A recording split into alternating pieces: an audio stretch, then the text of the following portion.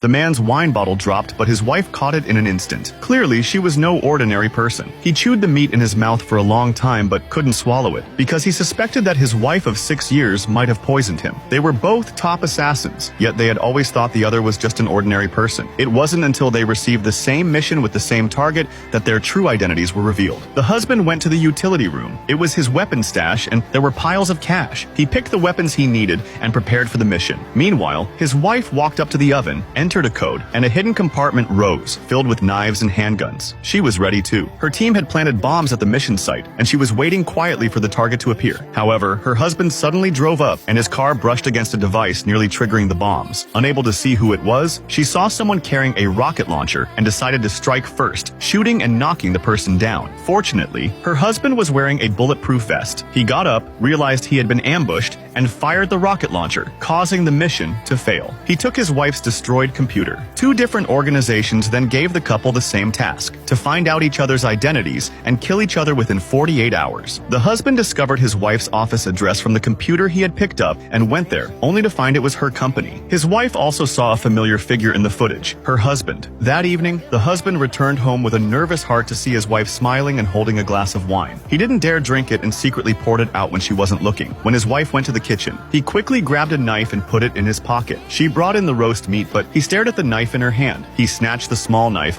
pretending to cut the meat, but she pulled out a bigger knife from her thigh. The man placed the knife in front of him, poured a glass of red wine for his wife, and then deliberately let go of the bottle. She instinctively caught it, and both realized their secrets were out. They both went for their weapons, but in different directions. The husband grabbed his gun, only to find his wife had already driven away. He tried to catch up to her, but accidentally fired a shot hitting the car's windshield. His wife, furious, drove straight at him. He was hit by the car, kicked through the glass, and climbed into the car, but she suddenly jumped out. That night, the wife tossed and turned, unable to sleep, and so did the husband. The next morning, the wife and her team cleaned out their home. When the husband returned, he found his secret room had been cleared. He went straight to his wife's company, where she immediately destroyed the evidence in her office, and her team evacuated as planned. When he entered the room, all that was left was her back.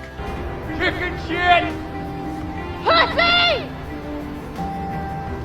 He found another office location among the destroyed evidence, but when he got there, he was trapped in front of the elevator, and they started bickering again.